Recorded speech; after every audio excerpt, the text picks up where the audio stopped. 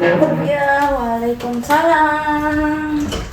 Mari, Rosa, silahkan masuk. Iya, Ibu. Oke, silahkan duduk. Oke. Jadi, bagaimana perjalanannya ke sini, Rosa? Aman-aman aja? Aman, Bu. Tadi sedikit macet tapi bisa sampai, Bu. Oke, gimana kabarnya hari ini? Kelihatan agak lesu sekali, saya lihat. Iya, Bu. Agak capek, Kak. Banyak nih tugas, tapi entah kenapa susah sekali, Kak, mau mulai dikerjakan. Itu yang bikin saya kayak dongkak, Bu. Iya iya. Jadi ada perasaan berat kalau mau mulai kerja tugas gitu. Oke, Rosa, sebelum kita mengobrol lebih jauh, Ibu mau pastikan dulu ya semua yang kita bicarakan di sini itu bersifat rahasia. Ibu tidak akan ceritakan ke siapapun, termasuk ke wali kelasnya Rosa atau orang tuanya Rosa, tanpa seizinnya Rosa. Kecuali kalau ada hal-hal penting yang bisa membahayakan keselamatan Rosa sendiri, mengerti? Iya, Bu, mengerti. Makasih sudah kasih tahu.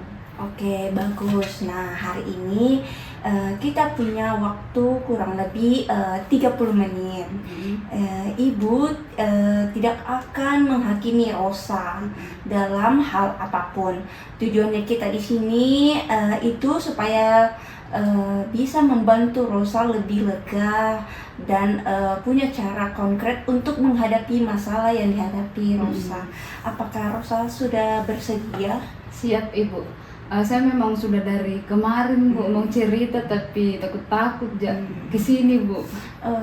Takut-takut kenapa, Ki? Ibu ini kan bukan monster, nak.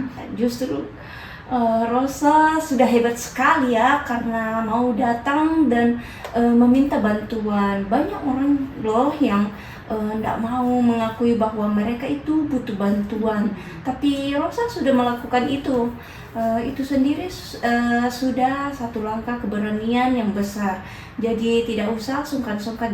Jadi ceritakan saja apa adanya ya. Iya, Bu, makasih. Saya jadi agak lebih tenang dengarnya itu, Bu. Oke, nah itu bagus. Santai saja ya. Anggap saja ini ngobrol biasa-biasa antara Rosa sama Ibu. Tidak perlu ada salah benar di sini. Oke, Rosa, coba ceritakan kapan terakhir kamu menunda-nunda tugas sampai hampir telat atau malah benar-benar telat kumpulnya. Begini, Bu, kan minggu kemarin, Bu, ada tugas laporan praktikum jaringan komputer. Dikasih dari hari Senin, tapi saya baru mulai ngerjain Kamis malam. Akhirnya kumpul malam-malam sekali karena itu dapat Kak pengurangan nilai dari Ibu Mira, Bu. Aduh, pasti double sekali itu, Di. Padahal kalau mulai dari awal pasti bisa lebih baik nilainya. Nah, Ibu mau tanya, waktu hari Senin itu, waktu Rosa dikasih tugasnya, apa yang di pikiran kamu waktu pertama kali?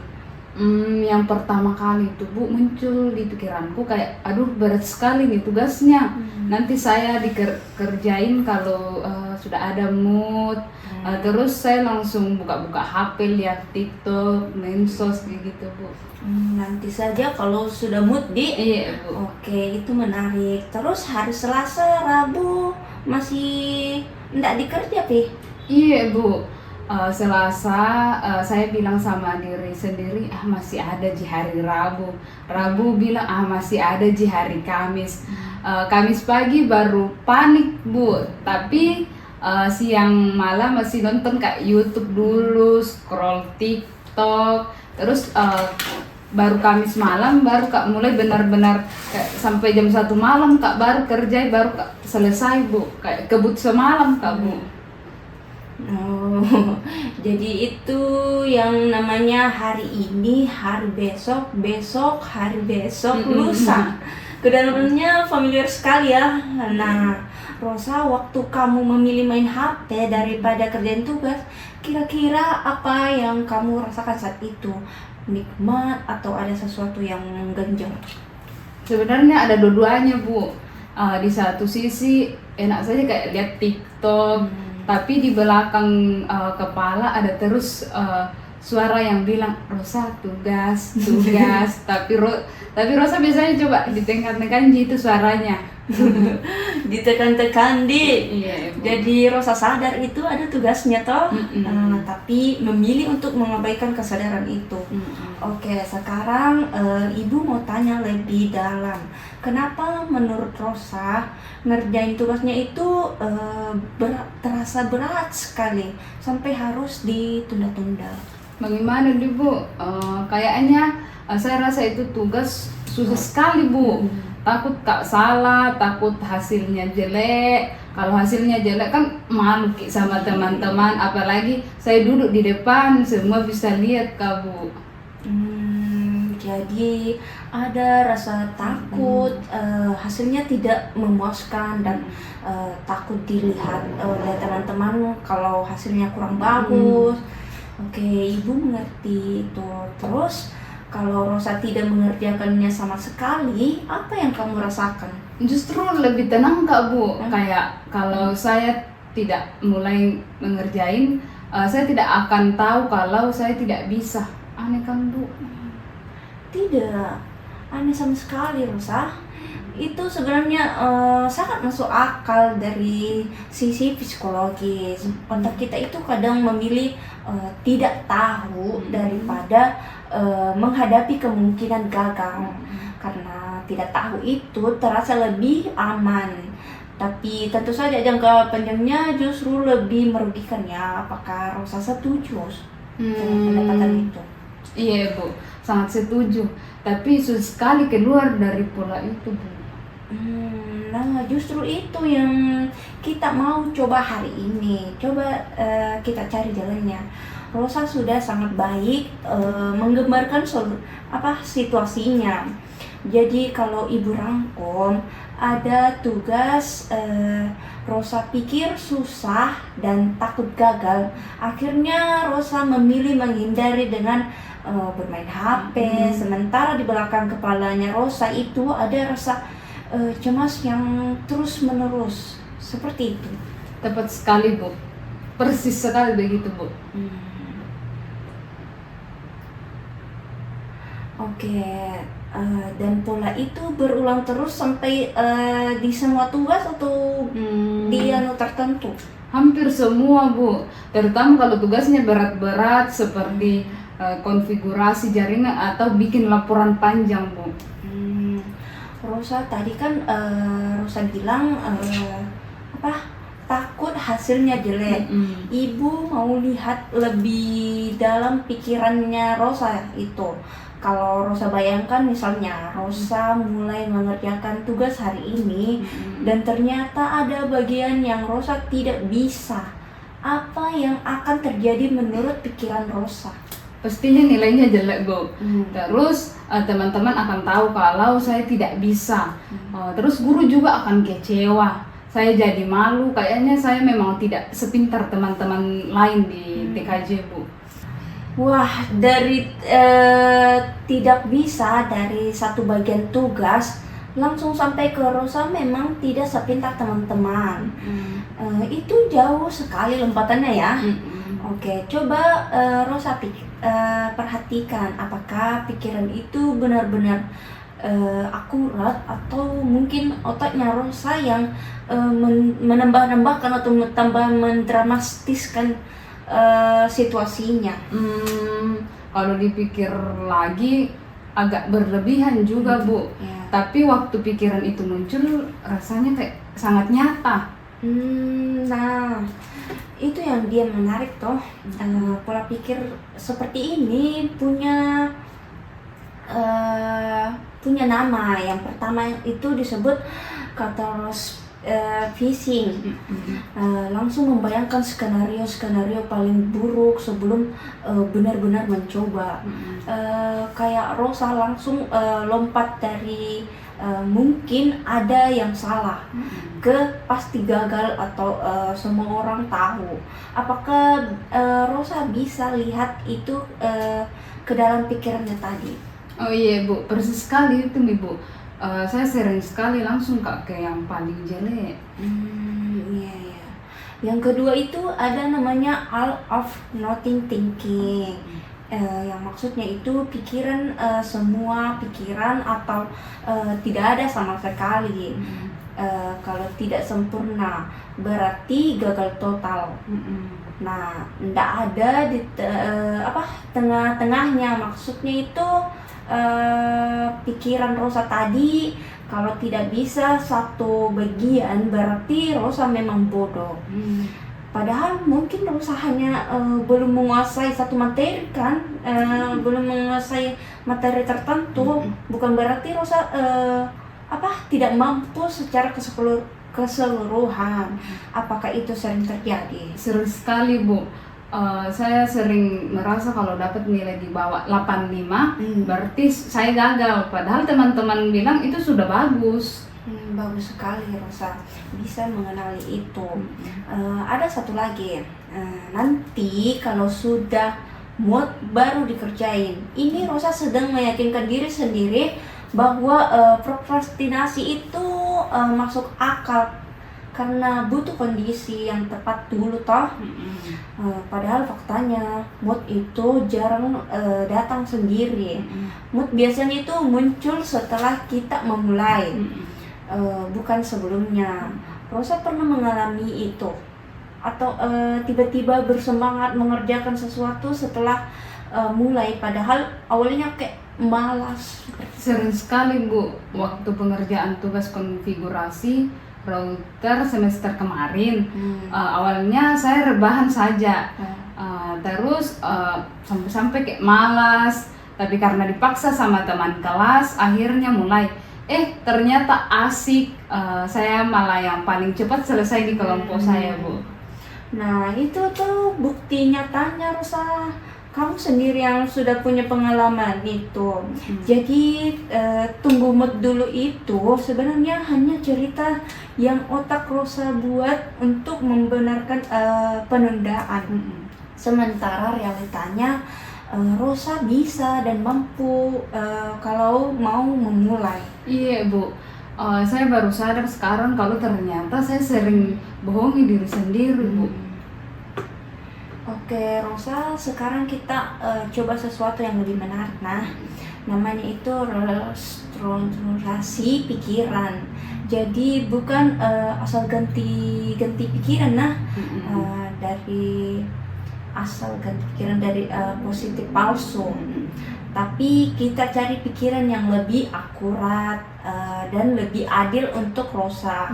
Kita mulai dari pikiran pasti nggak bisa ngerjain tugasnya. Rosa punya bukti apa yang mendukung pikiran ini? Ada beberapa tugas yang memang saya dapat nilai rendah Bu. Oke, salah itu satu bukti ya.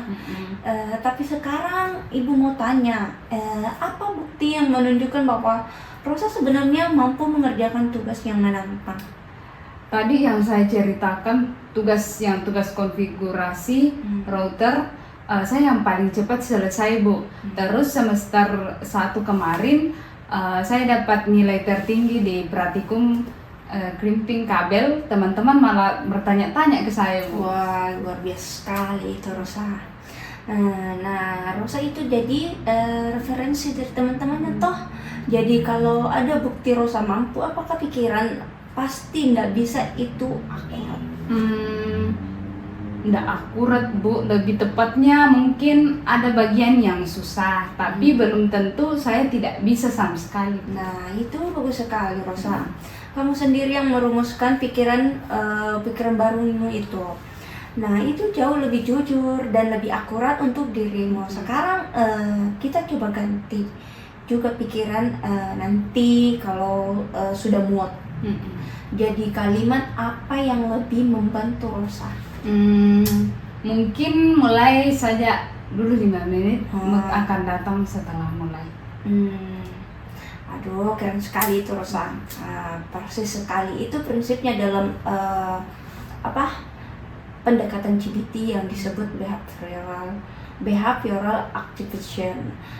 Kita gunakan tindakan kecil untuk memicu motivasi, bukan tunggu motivasi dulu baru bertindak. Dan Rosa baru saja merumuskan sendiri kalimat yang bisa jadi pegangan. Bagaimana rasanya membandingkan pikiran lama sama pikiran baru itu, Rosa? Pikiran barunya lebih ringan, Bu. Nggak seberat tadi. Kayaknya lebih bisa dilakukan. Tapi saya masih takut apakah bisa konsisten, Bu. Bagus sekali Rosa sudah jujur soal ketakutan itu. Justru itu yang akan bisa kita bahas selanjutnya ya. Bagaimana caranya supaya Rosa bisa konsisten dengan cara yang tidak menyiksa. Dan di situ Ibu ada satu alat bantu yang mau Ibu perkenalkan ke Rosa, namanya teknik Pomodoro. Sudah pernah dengar? Belum pernah, Bu. Pomodoro itu tomat. Iya benar, Pomodoro itu dari bahasa Italia yang artinya tomat, karena penciptanya dulu pakai timer berbentuk tomat. Tapi tenang, kita tidak perlu pakai tomat betulan nih. Yuk kita bahas ini sama-sama. Oke, saya kasih kertas dulu ya. Iya, Bu.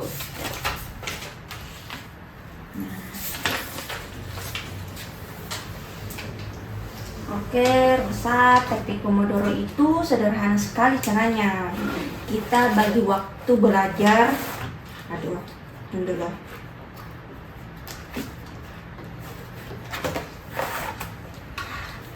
Kita belajar untuk bagi waktu belajar jadi sesi-sesi kecil. Yang pertama itu satu sesi itu ada 25 menit. Maksudnya itu 20 menit fokus dulu, namanya satu Pomodoro. Setelah 25 menit istirahat lagi 5 menit. Setelah 4 kali Pomodoro baru istirahat panjang 15 atau sampai 30 menit. Itu saja. Kedengarannya bagaimana? Kedengarannya lebih masuk akal, Bu, dari biasanya. Saya langsung mau kerjain semuanya sekaligus, tapi malah nggak jadi 25 menit kayaknya nggak terlalu lama, Bu.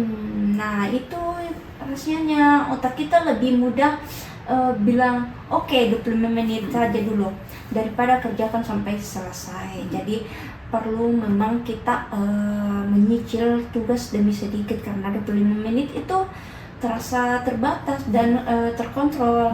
Dan Rosa tadi sudah buktikan sendiri kan, begitu mulai biasanya jadi asik kan? Iya, Bu, itu yang saya bilang soal tugas router kemarin, Bu. Persis. Sekarang ada beberapa aturan penting dalam Pomodoro harus Rosa pegang. Pertama itu selama 25 menit. Oke, silahkan tulis Rosa. Selama 25 menit itu HP-nya Rosa itu wajib dimatikan atau mode pesawat. Nah, bukan cuma diletakkan saja di meja ya, tapi benar-benar tidak bisa diakses. Kenapa? Karena riset menunjukkan bahwa hanya melihat notifikasi HP sudah cukup untuk memecahkan konsentrasi atau dapat Rosa jadi terdistraksi. Kemudian kalau HP-nya ada di dekat Rosa, otak Rosa itu tidak akan benar-benar bisa fokus. Aduh, itu yang paling susah, Bu. Saya kalau tidak pegang HP rasanya ada yang kurang, Bu. Itu namanya nomophobia. Tidak takut tidak ada HP. Dan Rosa tidak sendiri, hampir semua remaja seperti itu. Tapi justru itulah kenapa teknik ini perlu dilatih. Bayangkan 25 menit saja tanpa HP. Rosa sebenarnya bisa kan? Bisa tidur 25 menit tanpa HP? Bisa aja, Bu. Oke, saya paham, Bu, maksudnya. Nah, yang kedua itu sebelum memulai timer, Rosa harus sudah tahu mau mengerjakan apa selama 25 menit itu. Jangan baru cari-cari tugas setelah timer sedang berjalan. Nah, yang ketiga itu kalau tiba-tiba ada pikiran lain yang muncul, misalnya tadi teman bilang apa ya, mau mau mau cek HP dulu deh, mau lihat dulu ini chat, jangan diikuti, jangan ikuti pikiran-pikirannya Rosa seperti itu. Tulis saja di selembar kertas, simpan, lanjutkan. Itu bisa diurus setelah sesi 25 menit itu selesai. Apakah Rosa bisa komitmen dengan 3 aturan itu? Bisa Bu, terutama yang nulis di kertas itu menarik. Jadi tidak perlu terus-terus diganggu pikiran lain, Bu. Ya betul sekali, itu namanya capturing thought. Tangkap dulu, tapi jangan diikuti sekarang. Otak Rosa itu akan lebih tenang karena tahu pikiran itu sudah ditampung oleh Rosa. Oke Rosa, sekarang Ibu mau kasih Rosa sebuah LKPD. Nah ini tadi kertas di sini namanya LKPD Pomodoro kan. Kita isi bersama-sama sekarang ya. Nah LKPD ini diisi selama 1 minggu sampai ke depannya. Pertama silahkan tulis identitasnya Rosa, nama, kelas, tanggal. Nah, silakan kerjakan dulu. Sudah. Oke. Tunggu dulu ya, Ibu kasih contoh dulu. Ditulis minal atas ini? Ya, silakan tulis dulu. Oke. Silakan buat kotak 4 kotak ya. 4 bagian. Nah, di sini Pomodoro 1 sampai 4 ya.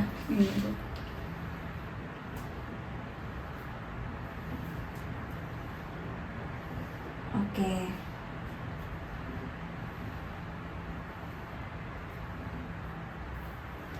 Sudah? Sudah Ibu. Nah, oke, silahkan tulis di sini 25 menit fokus Di Pomodoro.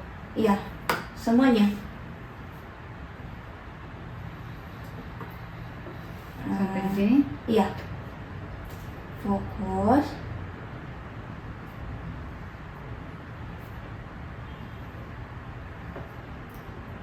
Lima fokus. Ketinggalan juga 25 fokus, 5 menit istirahat. Mas, begitu semua.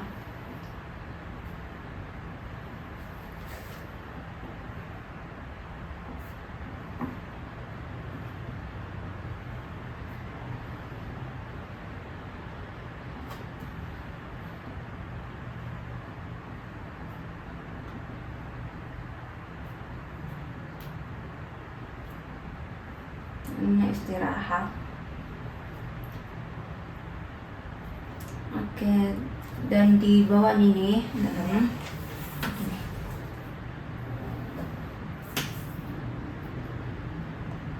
istirahat panjang.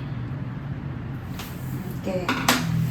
Kemudian di dalam aturannya Pomodoro sendiri itu saya sebutkan ya.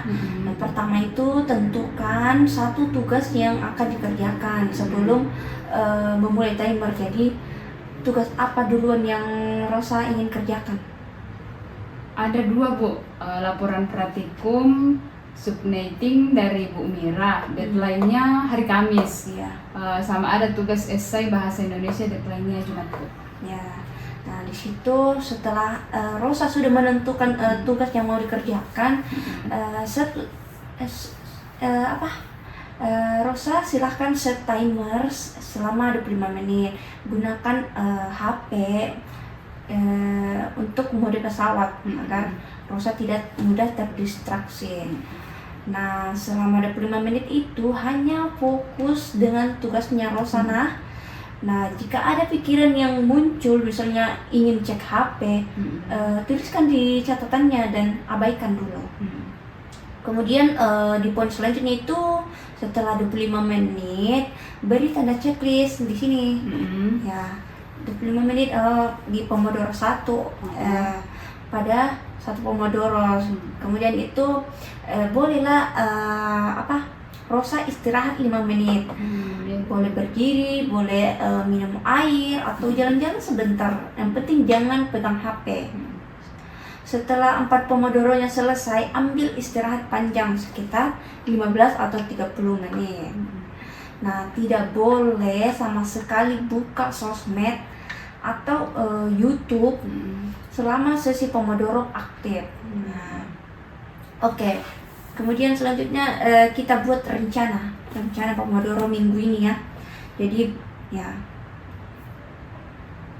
silahkan tulis Senin sampai Minggu.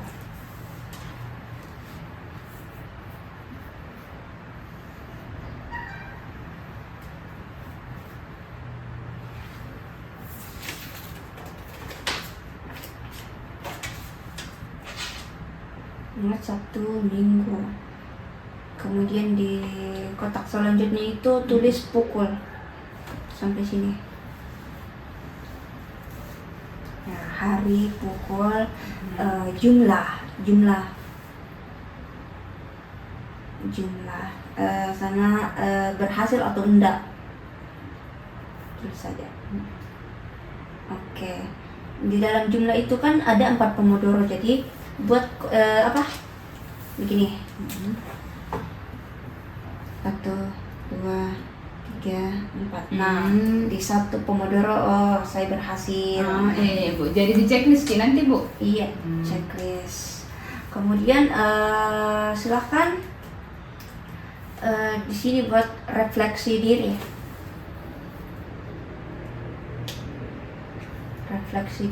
Nah, silahkan tulis di situ apa tugas yang berhasil saya kerjakan hari ini. Nah, di sini silahkan Rosa tulis jawabannya ya tiap hari. Nah, setelah itu di poin kedua masih ada ya. Berapa pomodoro yang berhasil saya kerjakan.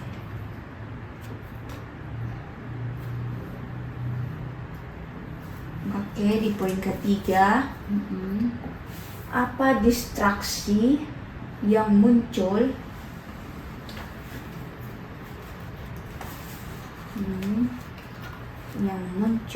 selama sesi pomodoro?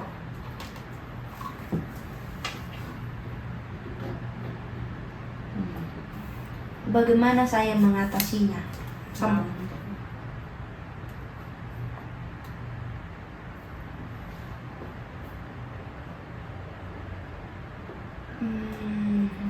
Oke, di poin keempat, pikiran negatif apa yang muncul?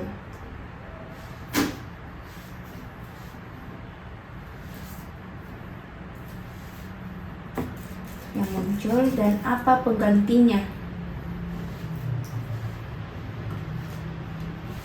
Oke, di poin selanjutnya, bagaimana perasaan saya setelah menyelesaikan 1 sesi pomodoro?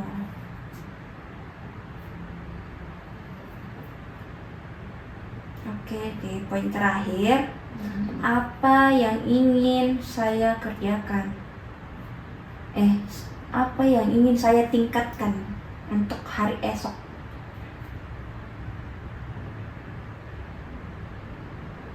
Nah, buat tempat tanda tangan 2. Tanda tangannya Rosa 1, tanda tangannya konselor 1.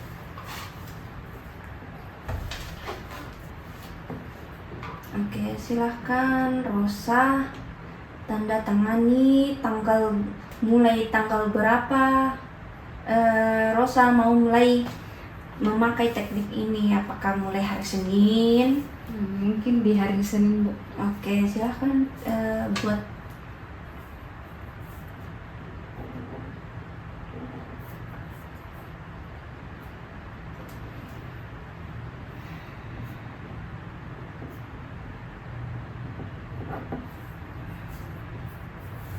Oke, bagus. Sekarang kita masukkan ke dalam tabel. Kita menentukan tadi jadwalnya Rosa ya. Hari jadi kita mulai hari Senin kan. Biasanya jam berapa Rosa paling fokus untuk mengerjakan tugas? Biasanya itu di jam 4 atau di jam 5 sore, Bu, setelah pulang sekolah dan sudah istirahat sebentar. Bagus. Jadi nanti di hari Senin itu jam 4 sore Rosa kerjakan apa? Silahkan tulis di sini.